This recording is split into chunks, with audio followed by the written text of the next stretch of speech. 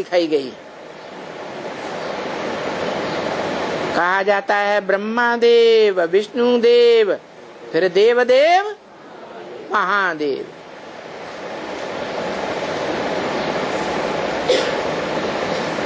वो ऐसी ऊंचाई की स्टेज का पुरुषार्थ है जिस ऊंची स्टेज में शरीर रहते हुए भी, शरीर की इंद्रियां होते हुए भी, इंद्रियों से कर्म करते हुए भी, जो मंदिर में यादगार दिखाई गई है, शिव के मंदिर में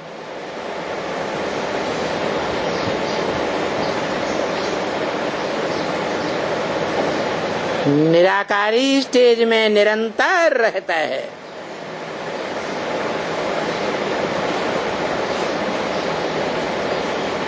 देह में बुद्धि नहीं रहती,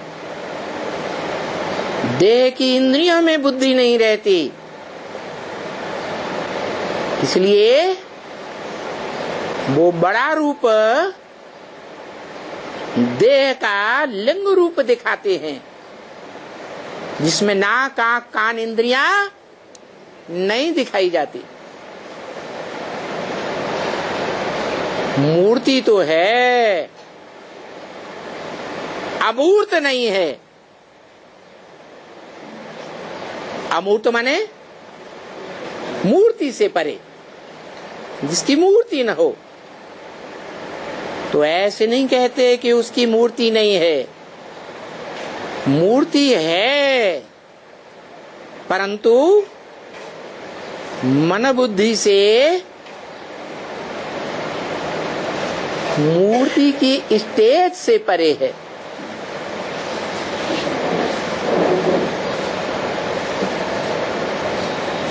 कर्मयोगी है, कर्म इंद्रियों से कर्म तो करता है, लेकिन कर्मेंद्रियां अपने रस को ग्रहण नहीं कर सकती, क्योंकि मन बुद्धि से उपराम रहता है।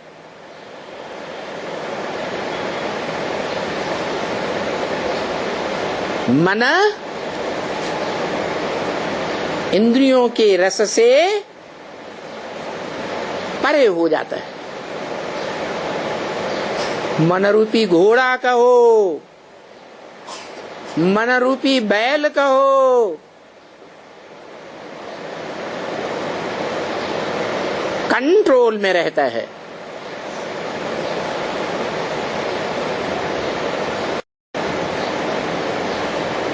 कैसे कंट्रोल में हो जाता है? जो गीता में भी बताया, अभ्यासेन तो कौन्तेय वैराग्येण च गृह्यते। हे अर्जुन, बार बार अभ्यास करो,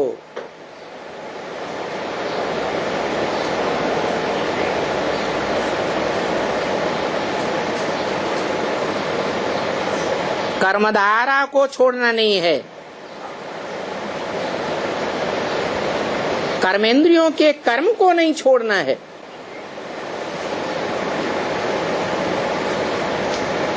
कर्म तो करना है,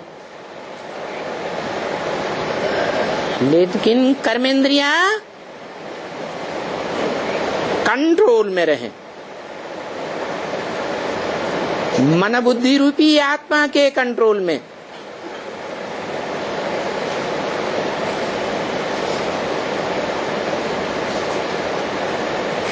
जब चाहें कर्म करें, न चाहें तो कर्म न करें।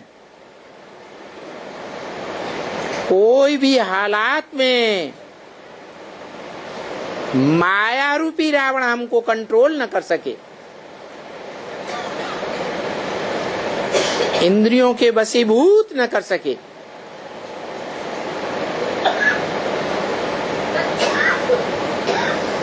तो उस स्वरूप की यादगार शिवलिंग दिखाया है,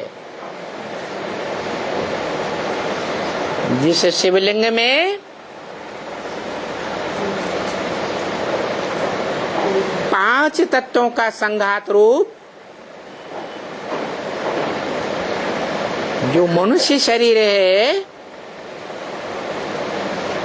उस मनुष्य शरीर का वो बीज लिंग रूप में दिखाया है, और आत्मा की संपन्न स्टेज दिखाई गई है हीरा, जो हीरो पार्टधारी बनता है। शिव बाप कहते हैं ब्रह्मा के मुख से कि मैं न पूज्य बनता हूं न मैं पुजारी बनता हूं। माने शिव की सोल, शिव ज्योति बिंदु न पूज्य है और न पुजारी है। फिर कौन है पूज्य, कौन है पुजारी? है शिव के मंदिर में जो पूजा होती है शिवलिंग की, वो किसकी यादगार है? हाँ, मनुष्य सृष्टि के बाप की यादगार है, जो संपूर्ण योगी की स्टेज है। वो संपूर्ण योगी शिवलिंग के रूप में दिखाया गया है, जो याद में रहकर बाप समान अपनी आत्मा की स्टेज बना लेता है। बाप नहीं है, लेकिन बाप समान ज्ञानी बन जाता है। जब तक संगम युग है तब तक।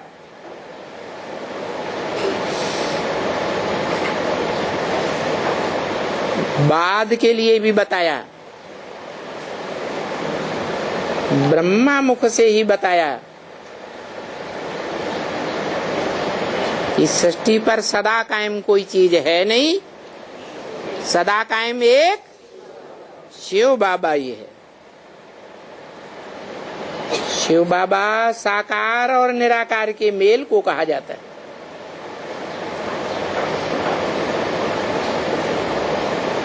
आत्मा निराकारी स्टेज को धारण कर गई, निरंतर निराकारी स्टेज।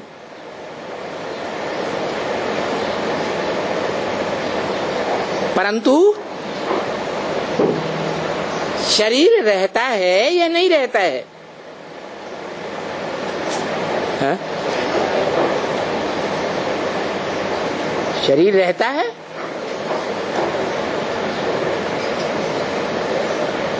महामृत्यु का समय होगा।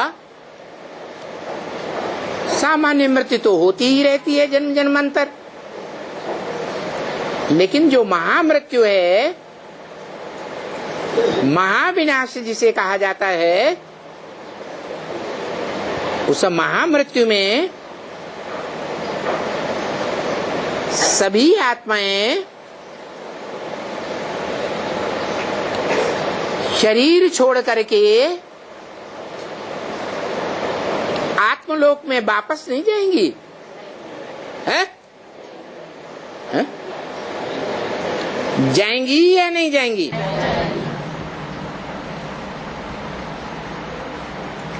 तो कोई का देह जीवित बचेगा, है?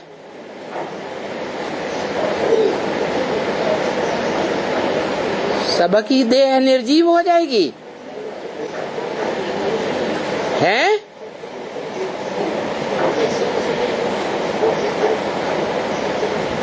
सबकी देह निर्जीव हो जाएगी या कोई जीवंत रहेगा?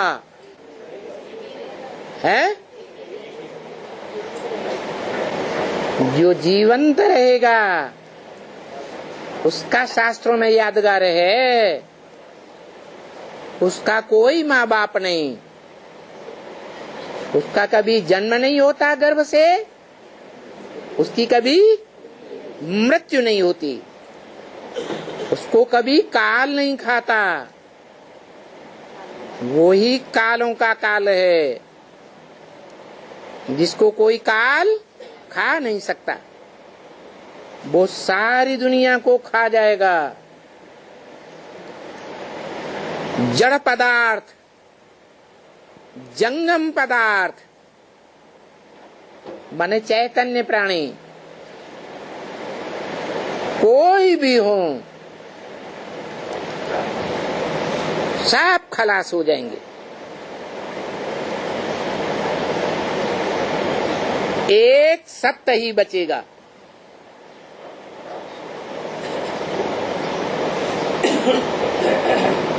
जिसे कहते हैं God is truth, truth is God. सत्य को ही भगवान कहा जाता है।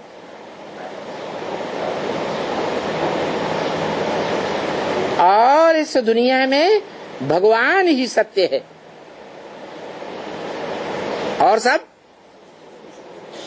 झूठे हैं।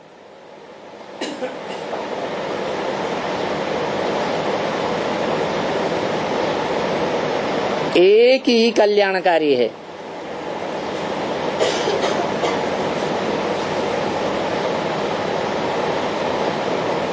और जो भी मनुष्य मात्र हैं जिन्हें नर कहा जाता है वो सब नरक बनाने वाले हैं, क्योंकि सब अधीन करने वाले हैं। कोई स्वाधीन बनाने वाला नहीं, कोई स्वाधीन बनता ही नहीं।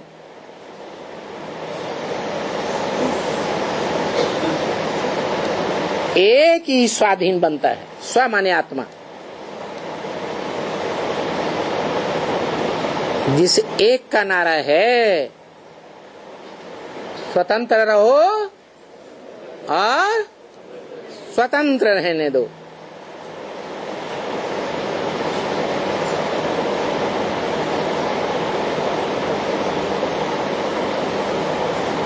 आत्मा का तंत्र स्थापन करता है।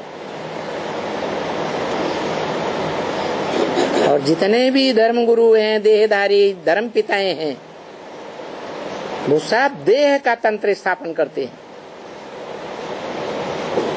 देहभान में रहते हैं। उनका देहभान राजयोग बल से भी नष्ट नहीं होता। योगाग्नि में उनका देहभान खत्म नहीं होता। इसलिए उन धर्मों में ये परंपरा है कि जब मनुष्य शरीर छोड़े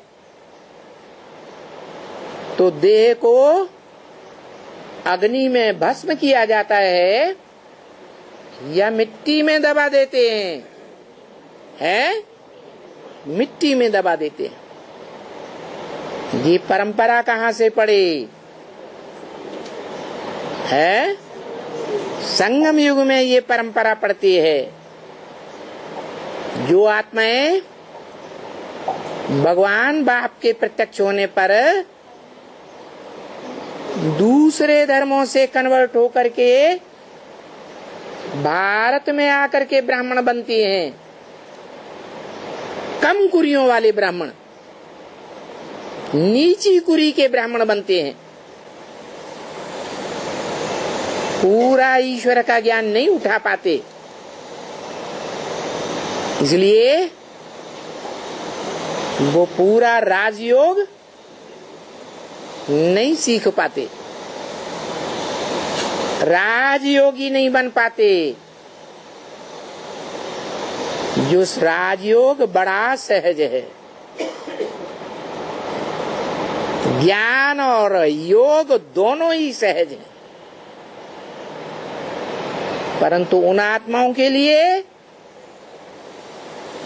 जो कभी भी जीवन में 84 के चक्र में आने के बाद या 84 के चक्र में होते हुए भी जीवन रहते दूसरे धर्मों में कन्वर्ट नहीं होते हैं, सीधे मनुष्य सृष्टि रूपी झाड़ में ऊपर के तने में ऊपर जाते हैं। न दाईं ओर के भारतीय धर्मों में कन्वर्ट होते और न बाईं ओर के विदेशी धर्मों में कन्वर्ट होते।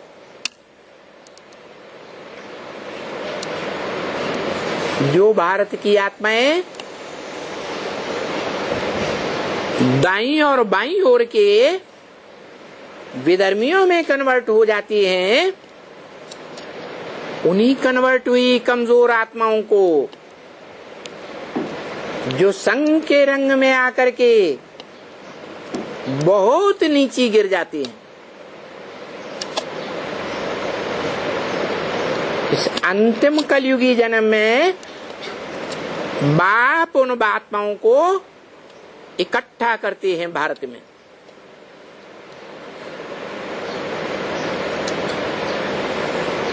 और ब्राह्मण का जन्म देते हैं, जो 9 प्रकार के ब्राह्मण गाए जाते हैं। उनमें जो अव्वल नंबर सूर्यवंशी ब्राह्मण है, वो अपने देह अहंकार को, देह भान को योगाग्नि में जला देते हैं, भस्मसात कर देते हैं। बाकी दूसरे धर्मों से कन्वर्ट होकर के आई हुई आत्माएं अपने देह भान को खत्म नहीं कर पाती, देह रूपी मिट्टी रह जाती है, पक्की आत्मा नहीं बन पाते।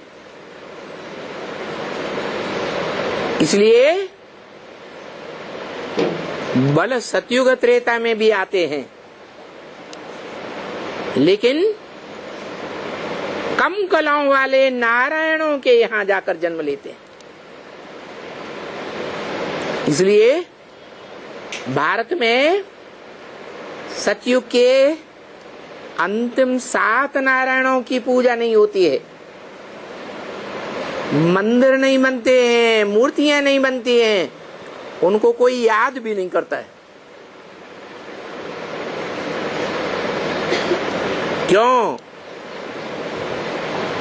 है? क्यों नहीं याद करता है?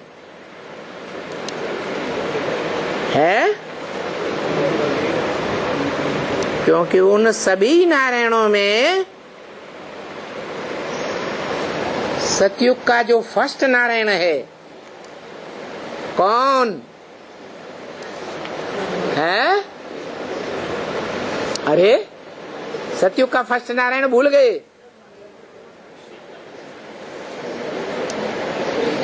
राधा कृष्ण।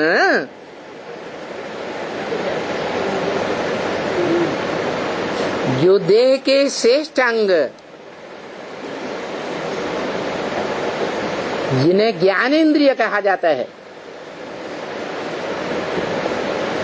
ज्ञानेंद्रियों से सुख लेते हैं, जो लक्ष्मी नारायण के चित्र में नीचे दिखाया गया है।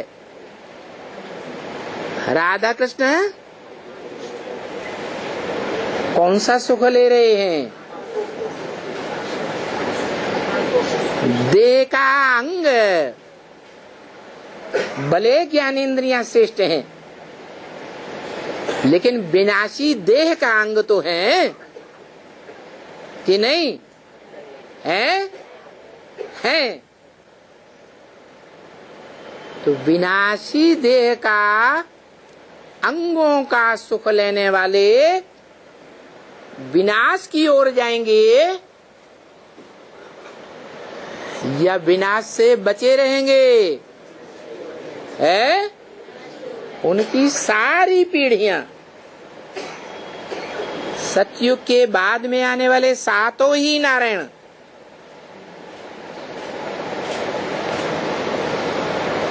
चंद्रवंशी आत्मा से जन्म लेने वाले हैं। कौन हुई चंद्रवंशी आत्मा?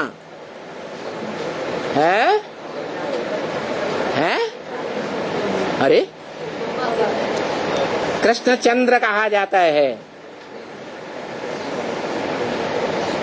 सतयुग का जो कृष्ण है वो चंद्रमा है या नहीं है? ज्ञान चंद्रमा कहा जाता है। चंद्रमा की शरण में आने वाले, पीढ़ी में जन्म लेने वाले नारायण हैं, वो कम कलाओं वाले नारायण हैं।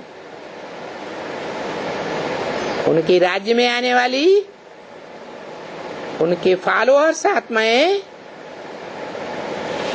द्वापर युग से दूसरे धर्मों में कन्वर्ट हो जाती है। क्यों कन्वर्ट हो गई है?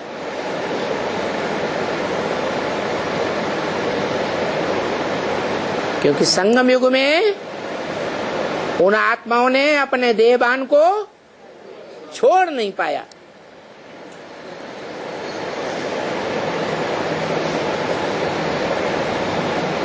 पूरा ज्ञान धारण नहीं किया। संपूर्ण ज्ञान धारण न करने के कारण अधूरे योगी बनते हैं,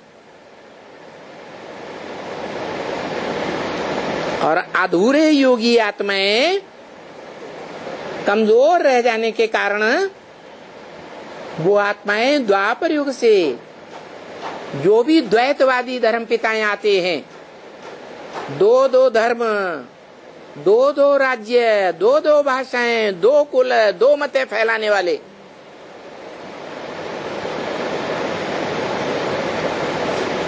उन्हीं नारायणों की पीढ़ी में जन्म लेते रहते हैं, जो नारायण दूसरे धर्म पिताओं के कब्जे में आ जाते हैं।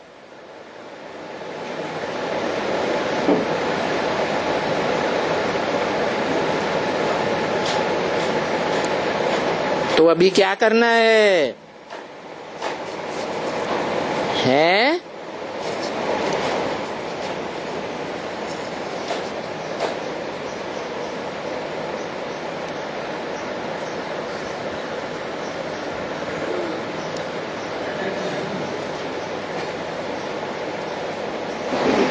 जो अखूट ज्ञान का भंडार शिव बाप है,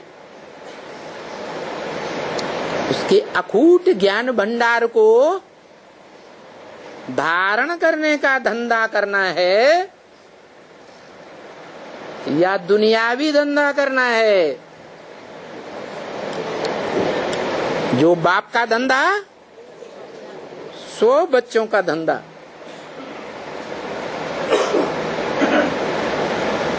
ब्राह्मण का धंधा क्या है? ज्ञान लेना और ज्ञान देना। तो टाइम वेस्ट नहीं करना चाहिए।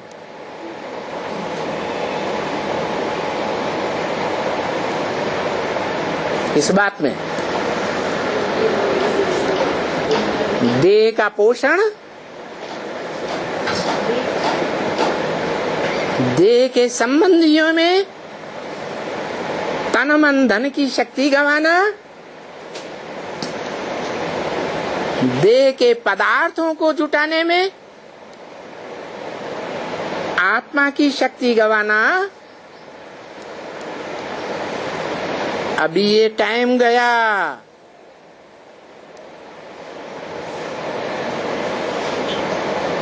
अभी समय की सबसे जास्ती वैल्यू है।